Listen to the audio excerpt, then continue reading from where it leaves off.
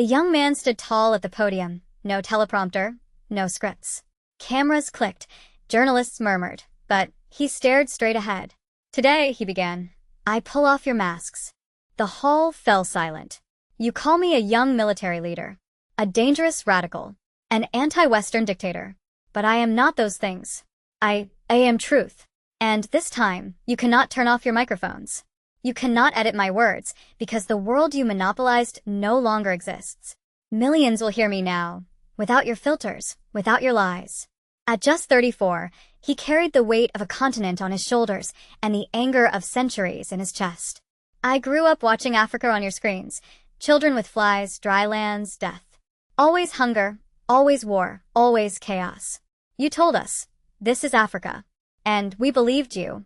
We were ashamed of ourselves." His voice rose. "I grew up. I read. I learned. And I understood. The Africa you showed us was a lie. You wrote the script. You needed us to look helpless so you could play saviors." He looked directly at the cameras. "You show only hunger, war, disease. Never hope, never honor. Never Rwanda's tech miracle. Never Ethiopia's reforestation. Never Botswana's democracy or Kenya's entrepreneurship. Because in your story, Africa cannot succeed, or how would you justify your exploitation?" Then he recited the numbers, each fact a dagger. Then he named names. Glencore made $256 billion extracting our cobalt, yet paid Congo only 0.2%. Rio Tinto, Total Energies, Anglo-American, all take everything and leave us nothing but pollution, unemployment, and cancer. His tone hardened. Every year, $88 billion is stolen from Africa in secret flows. But all you report is $4 billion in aid. Africa does not receive aid. Africa gives aid. You focus your cameras on swollen bellies while you drain us dry. He paused, the silence heavy. "And this is how your system works.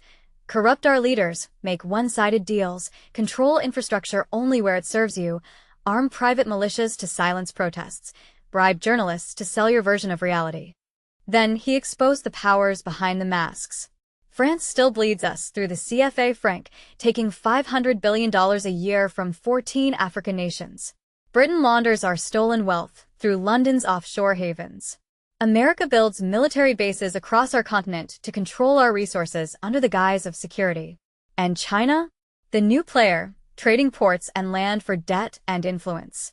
Different masks, same exploitation. His eyes swept the room. "You," he said, pointing at the press, "are not free. You serve billionaires, Bezos, Murdoch, Slim, who profit from our pain. You claim independence, but your editors are